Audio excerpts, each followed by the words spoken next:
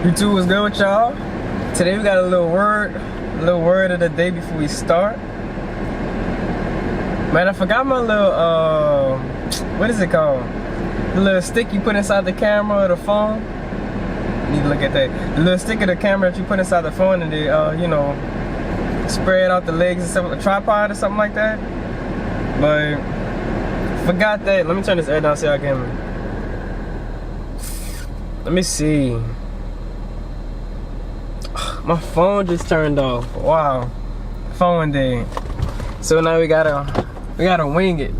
Hopefully my camera don't fall because it's sitting up here. I wish I could see my setup. Y'all probably laugh, but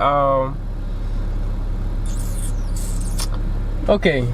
So we got, put on your seatbelts. Don't drive without your seatbelt. Oh man. Alright, so there we got you know. Let's see, put the thing in drive. Let's see. Today we got, don't focus on the past, because you'll never progress into what's coming. You'll never develop into what's coming, the future. Whatever God got set for you, don't think about the past, don't dwell on the past. You can only use the past as leverage to go higher, to motivate yourself. Use it as positive feedback, if you understand that. Don't try to think about the future so much. It's good to think years ahead, set goals, set plans, so you could achieve those, so you could, you know, achieve greater heights and stuff like that. But don't focus on the future, because you might see people with all these good things, and they might have this and they might have that, the car that you want, the house that you want, the wife that you want. I don't know what y'all men and women desire, what we barbers desire. Or I gotta go up here slow, I don't want this camera to fall. But if you think about the future, you're thinking about your future self, which is not your present self. So it's something that you haven't got, so you down yourself. You tend to get unmotivated or get you know, you're not driven as much just because you're thinking about something that's in the future, which is something that you don't have, or something of a you're thinking of, even though it's you, or you picture that to be you, it's someone that's not you yet. It's someone that you're not right now. So my best bet to y'all is think about the now. Think about the present. The present is the only thing you can manipulate, or, you know, do to change your outcome of your future, or what your future may behold, or whatever. Or if you messed up in your past, or, you know, Lord. Camera good? Alright. Or if you know you haven't done things right in the past, or maybe you've created success in the past, right now you could build on a more successful future on top of the success. Or you could you know, tend to change yourself and make ends meet and make yourself a better man or a better woman. So think about the present, think about the now.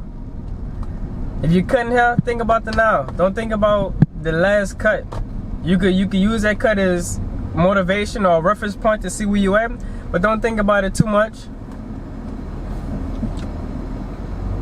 Think about now. Manipulate the now. Put in the work now so you can get better for the future. Put in the work now so you can have the cuts that you want to have, or develop that signature look that you want to have. Don't look at everybody else. They past is already in past. They already had 2, 3, 4, 5, 10 years on top of you, maybe. Or they might have had it's all about information. They might have got a lick of information that you haven't yet achieved, you know, grasp the effect of that that information or that knowledge yet. Maybe you just need one knowledge. So now you gotta figure out in the now how to grasp the knowledge. Just keep going, you know. But we're about to get into the video.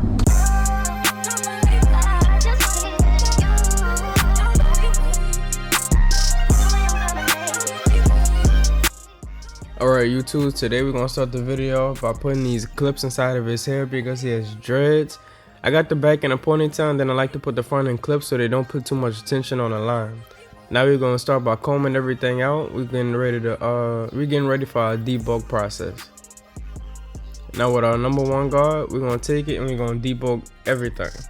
Everything around the hair has to be the same exact length. And this is our number 1 guard we're using. Sometimes I like to use the 1.5 guard, but this in particular, cause I use the one guard. Sometimes with dreads and hair that hangs over, the 1.5 guard might be a little bit too thick. And, so, dread heads, they kind of want that low look at the bottom underneath their dreads. And we're gonna do our same process: level open, and then close it, fade all the way down to the level is closed. Remember, when you move the level, you should not be fading in the same exact spot. You should always be moving down, or if you fade up, you should be moving up. But I fade down, so I should be moving down. Now we're gonna skip, and we're gonna go all the way to the 1.5 guard.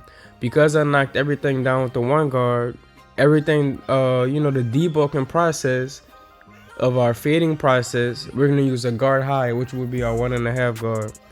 And we're just gonna do our same process: level all the way open with the 1.5 guard, go all the way down close. Even though I know that all the way close is gonna be the successful debulking of the fade, I'm still gonna follow through with my whole entire process until I hit the haircut. And that just keeps me, organized. And then we're gonna move down to our 1 guard and do the same exact steps, same exact process. Now in this video, I'm only gonna show you one side of the taper, which would be this side, and then I'm gonna do the back. Now with our half guard, we're just gonna, just detail, just a little bit of detail work. See right here, I'm not really putting too much pressure or forcing the whole entire blade on the head, just the corners. And now for the back, it's a little light, like patchy almost in the back, so we bring it up a little bit higher. And that's all it is. It's all it is. And no matter which side you're on, you should always be doing the same exact steps. The same exact steps, your fade is gonna come out more clean, which is gonna be a more clean haircut, which is gonna keep the clients coming back. And that's what you want. You don't want a high tape on one side, low tape on the other side. Clients, they're gonna talk about you, bro. So we're gonna keep everything the same. Same exact steps that I did on the side tape, I'm doing on the back, as y'all can see. The taper is gonna come out very, very blurry, very clean. It's gonna be a nice taper. So if y'all need to get a piece of pencil and a notepad and just take some notes. It's the same exact things, bro. I don't cut nothing out of my videos. There's no secret or nothing like that. It's just the same steps over and over again that I perfected for real. And it's really, I feel like anybody could perfect these steps. It's really simple. It's really easy. All you gotta do is watch and learn and just go practice on your clients. Go practice on yourself. If you're that eager, go in the bathroom right now, go practice on yourself, bro. It's just time and patience. Time and patience. The more hairs you get in, the closer you're gonna be to your steps, bro. And all we're doing right now is just detailing with that 1 guard. When you detail, you use the corner of your blades or the corner of your clippers. Very, very, very simple. And then my little partner right now, he always dyes dreads and stuff like that. He'll have like a brownish, greenish, red sometimes. I've dreads fire. When I get my when I dread up, I got a style. I got a colorway for y'all that's never been seen before. So if y'all into dreads, I'm gonna start a whole channel on my lock journey. So stay tuned for that. I feel like my dreads gonna be fire. Even though I have like curly hair, I feel like they're gonna be nice. They're gonna be I'm not gonna let them get thick. I don't want them thick, but I just want that decent size. So whenever I do 2 strands or anything, they like a nice size. And I do not want them too small. I don't want them too small. I'm not really into small dreads, but whatever fits your bowl or fits in your boat. I don't know what the saying is, but yeah. Now we're just getting all that excess hair. You don't want your client look like a Sasquatch having a hairy back. And right here, the neck lineup is what brings everything together, all the tapers and everything. Watch how clean this come out. And it's all it is just hold and spray on the back. That's all I put on the back neck taper. Just hold and spray and that's it. Nothing special, nothing. Everybody use hold and spray. So it's the only thing that I'm using. And you gotta make sure your clippers are set right so they can hit like mine. On mine, there's These clippers don't leave no red marks. It's not too sharp for them because the neck is a very sensitive area. So if you're heavy-handed, it's not.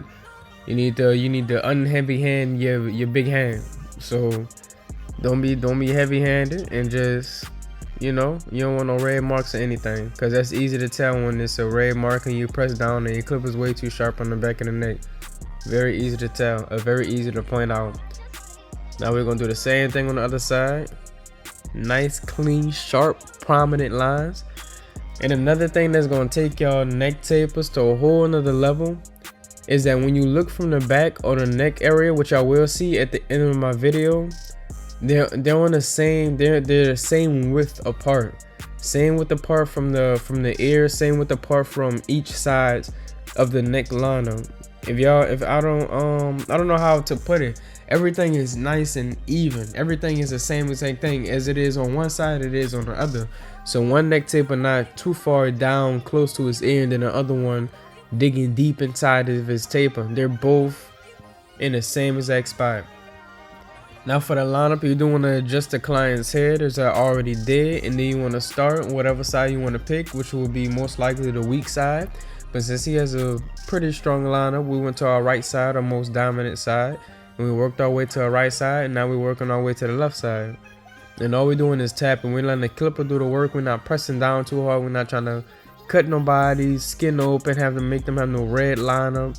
We don't want no scabs on nobody's lineup. We don't do that at this barbershop. We don't have no scabs. All my clients come back, they don't have no scabs, no nothing.